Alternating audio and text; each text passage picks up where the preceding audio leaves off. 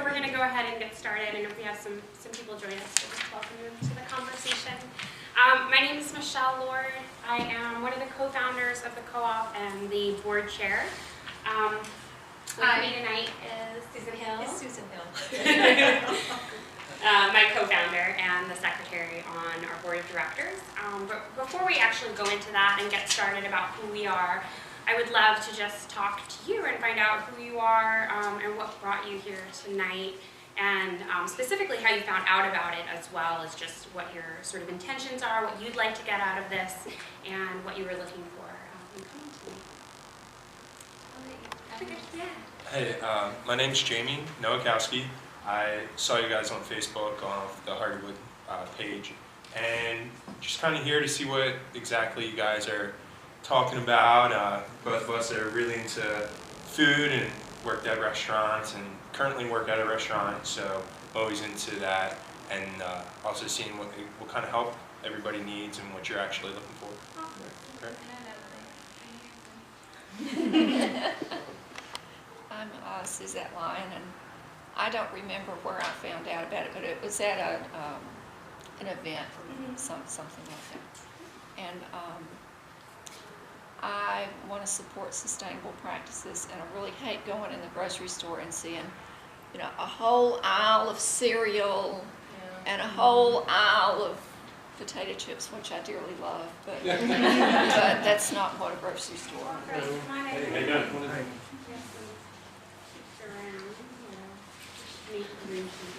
If you're a member of a food co-op before, also let us know that if you've been a member of a food co-op. It's interesting. And we're just doing introductions right now.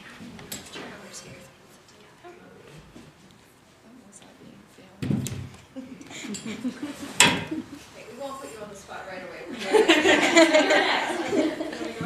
I'm Addie Keys. I read about the co-op I think on Richmond.com first, and then I checked out y'all's website and Facebook page. I thought it sounded like an interesting idea, and I like the idea of getting involved in the community, and I like food too. My name's Silver Persinger. I'm a fan of cooperative structure of business. I like natural foods. Be nice to go to Scott's Addition instead of way out in the far in the West End. And I like community organizations. And as you see, I'm recording the meeting. I'm big into government transparency. Actually, I think I'm on the front page of today's newspaper. I'm working with a group called Better Government, and we're trying to get Richmond City Council to be more transparent and create more opportunities for meaningful citizen participation. And Silver's a current member already. Oh yeah. I'm Brooke March, and I don't remember how I found out about the co-op, but I was a member of one when I lived in Ithaca, New York, where you could be a member by working part of the time. You didn't have to pay in. So it's a little bit different system, I think. But yeah, I really enjoyed sort of the idea of the community involvement. And Slope Food Co-op up in New York and Brooklyn, and reached out to me. I write a food blog here in Richmond, and we got to talking, and certainly it's supporting the local food and supporting local farmers, and so we got together and got on board with them. So I'm real excited to see everybody here and the momentum going forward.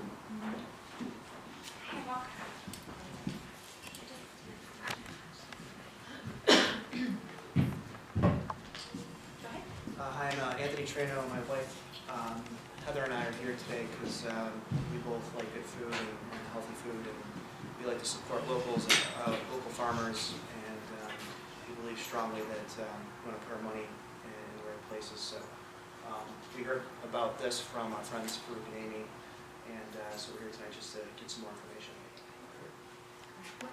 You said it well.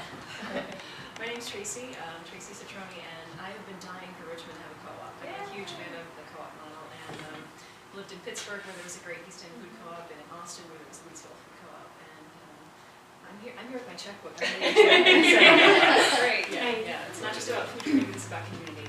I love the space that a co-op creates. Mm-hmm. Oh, and we have can go around now. You are. Darn, I thought I got out of that. My name's Amy Dufresne. I found out about the co-op through you, Francis. I think we're friends on Facebook, and so I got the invite and then passed it on to more people. I'm new to co-op, so I'm not familiar with it, so I'm really excited to echoing of what a lot of people said about community and local farmers and so forth. And I brought my husband along too. Hi, my name's Alicia. I just recently heard about. I just heard about the co-op, and I'm really, really excited about it. When I lived in Washington, I worked at a co-op and loved it, and met great people through it, and also worked on a farm, and I know what co-ops can do for local farmers, and I think it's incredible, so really excited. Hey, my name's Lori. I've been involved in some of the local food movement here in Richmond for a few years now, so I was coming to check it out and see how things are moving along with doing something like this. Thank you all so very much. Oh, we have you? Yes. Hi. I'm Chloe Beck. And what brought you here today? How did you hear about it? And what inspired you to I come? heard about you guys, I guess via Facebook, but I just recently moved back to Richmond and enjoy farmers markets and stuff like that. So great. I support what you're doing. Great. Thank you. Thank you all so much.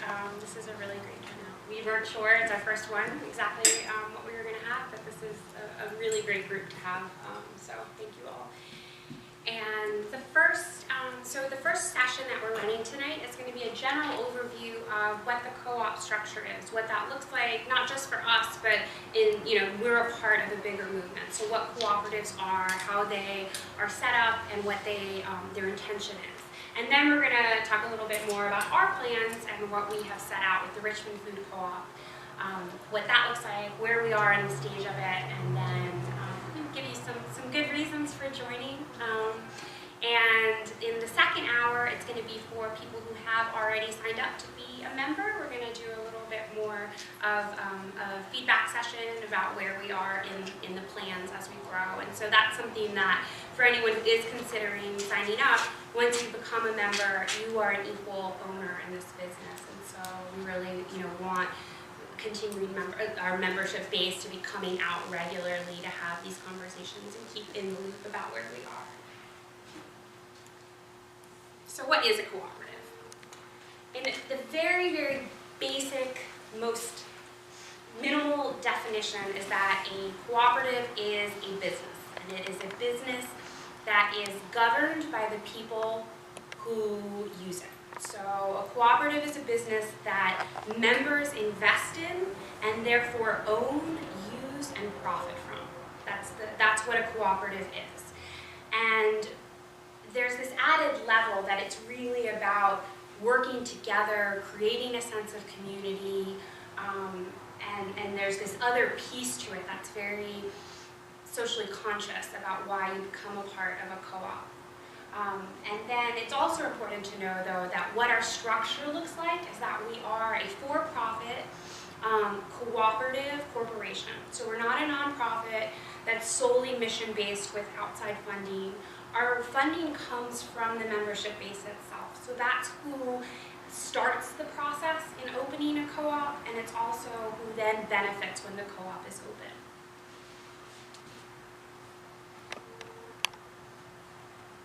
Here are some of the values of a cooperative. And again, this isn't just our cooperative, and this isn't just a list that we put together. This is actually an internationally recognized set of principles that all cooperatives have.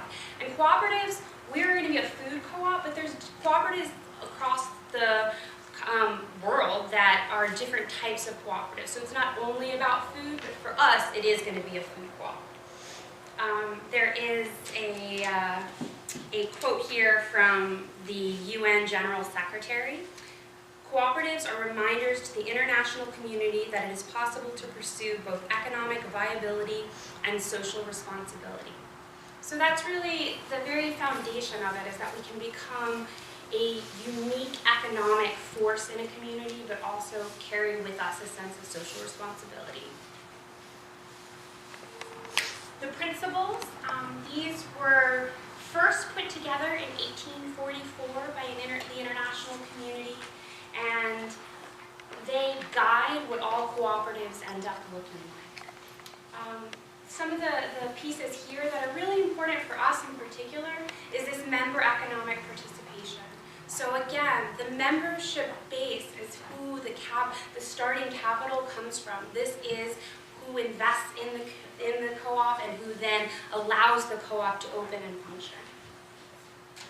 Cooperation among cooperatives is another really important one for us, because who in this room has ever organized a co-op before?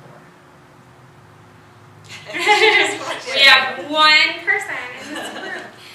The point of it, but everyone here, if you become a member of a co-op, are an equal owner and an equal voice in this. And the really important thing is that cooperatives want other cooperatives to do well. So it's been a really great support for us as we're building and planning and developing, doing research, talking to co-ops across the country, some in cities that are very similar to us, some in cities that are very different to us. But really, there's a community nationally of cooperatives coming together and helping give support to new startup co-ops. So that's been something that's been super important in our research and planning phase, and a nice network to know that we have, that we're not just alone in this as a group of people, but that we have the support of other people who have done this, who are doing this, who have seen it succeed.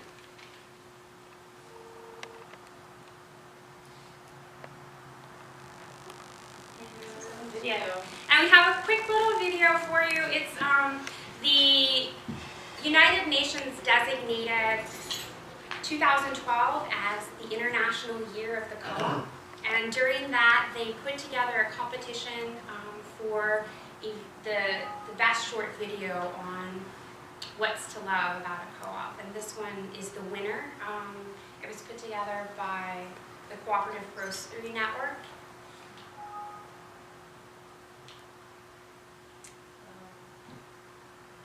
Embedded it into our presentation, but we might have been playing with the wireless in my home and not here. Did anyone get a chance to see it? It was on our Facebook page. What's to love about food co-ops? Oh no, I missed it.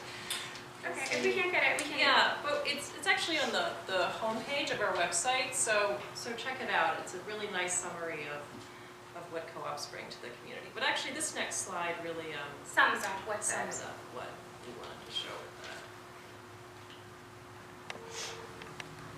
So really when we're talking about why co-ops are important and how they benefit communities, it's a lot of different things, but some of the really important ones to think about are that you're making a change on your local economy. So profits are staying in the community. You're investing in something that is therefore also generating funds in the economy. It provides jobs. Everything stays local. And also local farms, regionally, we're supporting our region. So when we talk about local, it's not just a neighborhood, it's not just the city, but regionally, we're really helping to support our local infrastructure. And the decisions are made that way. We make decisions together as a group because we have this vision of really supporting ourselves locally. And so the Richmond Food Co-op, our mission is that we will be a member-owned, full-service grocery store providing affordable, local, sustainable, and healthy food options. Our principles, our value statements, are that we want to provide healthy and delicious food from local suppliers that use environmentally and socially responsible practices, improve access to organic and local crops by offering often lower prices for equal or better quality products than those available in local markets, employ a democratic process structured around community decision-making and benefits, and drive community education on nutrition and healthy eating. So that's who we are. That's what we've looked at this, this structure of a co-op, what it means internationally, what it means nationally, and with that we have created a vision for what it means locally.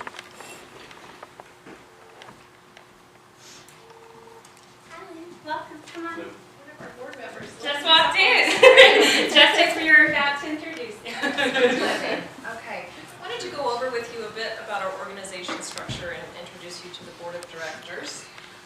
So I've used the circle to really demonstrate the cooperative, because as member owners, we all have one equal voice. At the center of the decision making is the board. You've met Michele and you've met me, as well as Tim and Lynn, who just walked in as well, and David King is our treasurer. Our bylaws have allowed for a minimum of 5 board members, and we can have as many as 9. So we do look to grow the board in the near future. And finally, the outer circle are the member owners, because we, of course, value your input and want to hear your feedback. And you also have the choice to become a member of the steering committee, and you vote on the board of directors and can ultimately serve in that capacity as well. So some basics. How much does it cost to join the co-op? There's a $25 administrative fee. That is per household. And then there's a $120 equity per individual. So for a 1-person household, it's $150. That $125 would be refundable should you leave the co-op once it's stable. That's your personal investment. A household with 2 adults, it would be $275. So that $25 joining fee is per household.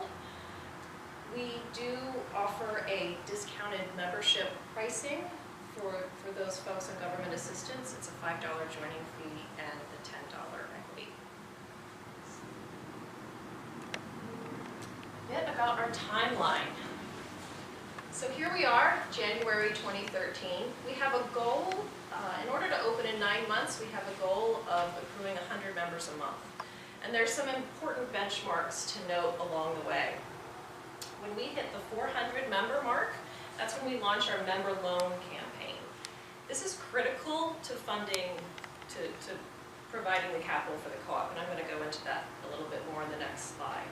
But our seed capital really does come from our member base, so you will have the opportunity to make a loan to the co-op.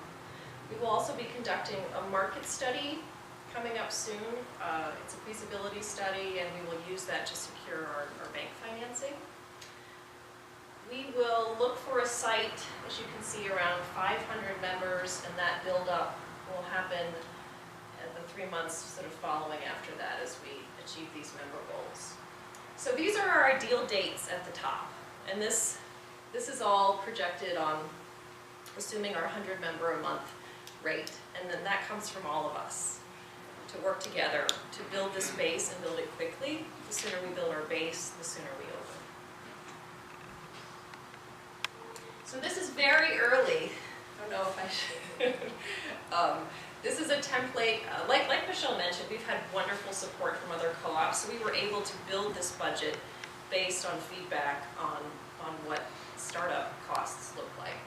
So the top piece really lays out, like I mentioned, where that member capital comes into play. We have the amount we would accrue from 800 members, which is our goal to open. And then we are anticipating accruing $600,000 in member loans. So that's about half of our necessary startup capital, which is just over $1.5 million.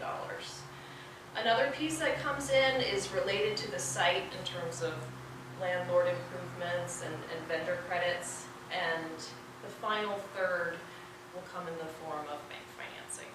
So this is likely to change. This is an early estimate right now, but it gives you an idea of where we need to go. A bit about Scott's Addition. So after a lot of careful thought and consideration, we have honed in on Scott's Addition as our ideal site. Is everyone familiar with the location? Around Boulevard and Broad. It's zoned as a light industrial area, which means that there are plenty of great warehouse spaces that would be ideal for a grocery store. It's centrally located. There are many diverse neighborhoods within a handful of miles of the area. There is access to public transit. The bus lines running down Broad, as well as the different highways, are really easily accessed from that Boulevard Broad intersection. And it's also been identified as an enterprise zone. The city wants to revitalize this area. There are other businesses going in there all the time. such as restaurants. Richmond Cycling Corps is there, Relay Foods. So this is a really, viable neighborhood for the co-op to be located in. This is our list, which we're so thrilled to see. We are 84 members strong, and here are their names. And we have some. Do you want to read off a few? We have a few little testimonials. We asked people when they were joining, why they were joining, and we have a few quotes that we pulled from that. So, to take part in something I believe in, healthy local food options. I'm a local farmer and nurseryman myself, and I understand the importance of non-CSA and non-Saturday farmers markets related buying experience in Richmond. We need a place like the co-op to do what markets can't. Another opinion, I have been dreaming of a co-op in Richmond ever since I moved here, and it's about damn time. I have been a member in a co-op in another state in the past, and I love being able to shape where I shop. I'm a regional planner, and I tend to think about the effect that food has on our environment, infrastructure, economy, and communities. It will be a place for people to come together to take part in the process, to really have a say in what's available, and to use our own time, resources, and labor to make it come about. We have designated our first 100 members as our founders, and then the second tier will be our, pioneers. So this represents our first 84, and the next 16 will be in the founders circle. So why join now? And I like, better yet, why not join now? That's a question. I think many of you have the answers here just in your introductions of why you came here today and where your values lie in the testimonials that Michele just read. It really starts with all of us, which is that's what's so unique and powerful about the cooperative model, that we're all here as one voice, doing this for ourselves. We're not waiting for someone else to bring us fresh food. We're answering the call right now in this room. So it starts with you. And this is where you can find us on Facebook, on Twitter, our website. Please see that video on the front page. I'm sorry we couldn't play it because it's a really nice summary of the co-op model. Does anyone have any questions? I'm sort of curious to know what got you into the co-op. Yeah. So I was living in New York, and I was a part of the Richmond Food Co-op there, which is one of the oldest and biggest co-ops in the country. And I was a member owner there for 5 years, and I'm originally from Richmond, so I was moving back and thinking about what that meant for me, what I wanted to do, and also where I wanted to shop, how I wanted to eat, and I didn't see the answer. And so I decided that I should make it happen. And luckily for me, I had an amazing friend who also had been in New York and also returning to Richmond with similar passion. And yeah, exactly. It was all in the first discussion. And then it's just been really nice to network and grow, from 2 people into developing the steering committee of a very diverse range of expertise and passion for this project.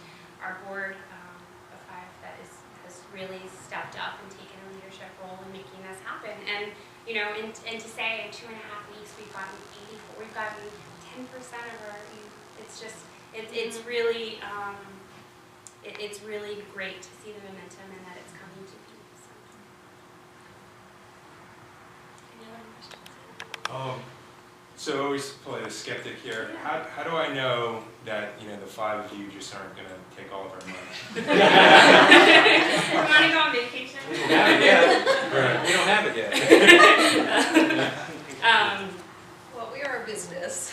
We have fully incorporated as a business, so legally we have that behind us, and we are allowed to take your money. There is a certain level of risk. No, Right. certainly. We are asking you to leap with us. And certainly, like any kind of great thing, you just sort of have to take it on faith. Right. And then what are you looking from your steering committee that you're trying to fill? That's a great question. So the steering committee really has come together to be a strategic planning group where we are trying to pool our resources and think about what the next steps are and how we get there. And so we meet monthly to talk that through and have a conversation. And then in looking to have other people come on board in terms of either joining the steering committee or getting involved in a committee, really what we want is for people who are interested to let us know what they can bring to the table and then use that. And whether that is, I know this business, that would be a great place to have another event, or I am a graphic designer and I would like to get involved in helping you do some of the work. Like all of the, and actually all of our beautiful graphics that we have so far have been donated by a designer. Our website has been donated by a web designer. We're really lucky that people have come to the table and supported in different ways, and that's what, in terms of growing forward, that's what we need for people who want to get involved, is to be able to tell us something that they bring to the table and would like to sort of work on and develop. It's a huge job to get this done, and it's not 2 people's work, it's not 5 people's work, it's not 15 people's work. Yeah. So we really want to grow our committees, we want to grow our volunteer support, and that really comes not from us telling you, here's a specific thing we need, but rather you telling us, here's what I want to come and do. Make it fun, like also having it be something that people care about, particularly not that they're just given something they aren't interested in, but that it's like a skill that they can bring that they enjoy doing. Outreach right now is the big number one. If we can come present at your workplace or faith community or special interest group or any sort of outlet where we can share about the co-op, we would appreciate your help in arranging that. I think that's number one. I mean, as you saw with our timeline to open, building our base is really the most crucial thing. So word of mouth. I'll interject something here also, just in the fact that a couple of examples that I've given from our event at Hardywood, and I've never been involved with a co-op before, never belonged to a co-op, so this is somewhat new for me. But I was really amazed at the outpouring of people in the initial phase at Hardywood when we had people showing up with their checkbooks, understood what a co-op was. I think I broke it down into 4 phases as to how we build this group of 800 members. The first wave of people are going to be people that have been in a co-op before, they understand a co-op, and they love the community of a co-op. There's a democratic process to it also, so there's that, which we've talked about. And then you're going to have friends of the people that understand the co-op, that they believe because they're friends with people, and they're going to start to join. And then I think on that 3rd phase or into the 4th phase is really going to be those people that want to see brick and mortar, go look in a window and start to see some things. So Susan's right. It's very important right now that we, try to take these 100 or 84 members that we have right now and really get the word out and really sell the idea, because it's member owned. I mean, we're building a business. We're all building a business. So there's obviously a lot of farms and places around Virginia that supply or are available. What's your strategy for working with farms and some of these local outlets to bring in the stuff we want to see?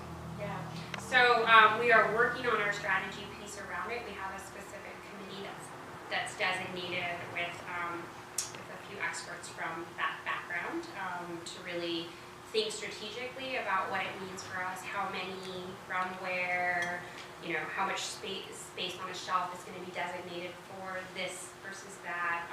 So we're in the initial point where we're teasing all of those things out. And one of the nice things too about being at this early stage of getting involved is you have input. If there's a farm that you love and you support and you want them involved, connecting us to them.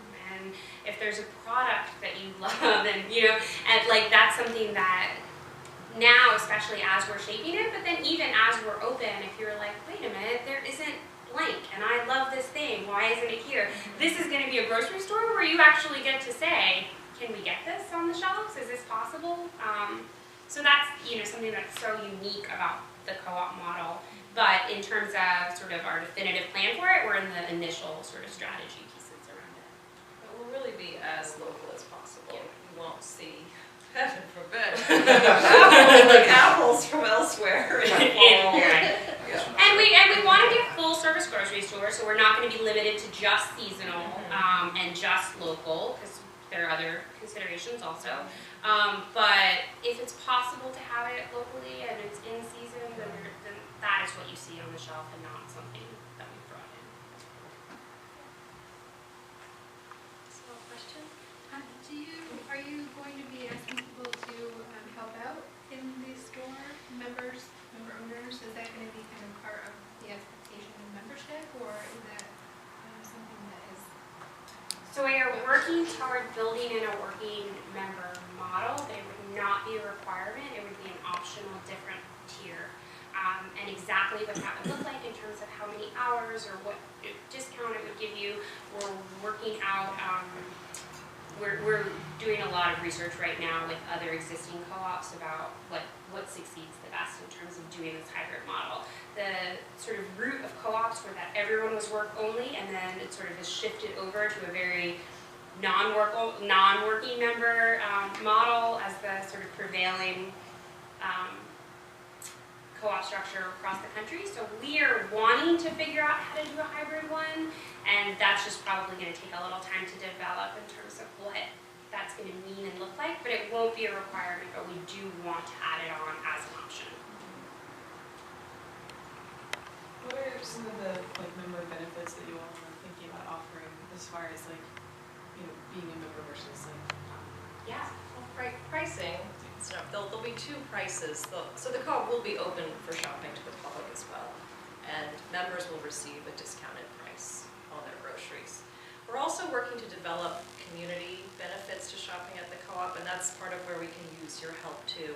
We're in the process of developing, seeing if your co-op member card can't be beneficial in other businesses around town. So maybe there'll be a discount program in, say, restaurants or other outlets, and that's something we're pursuing.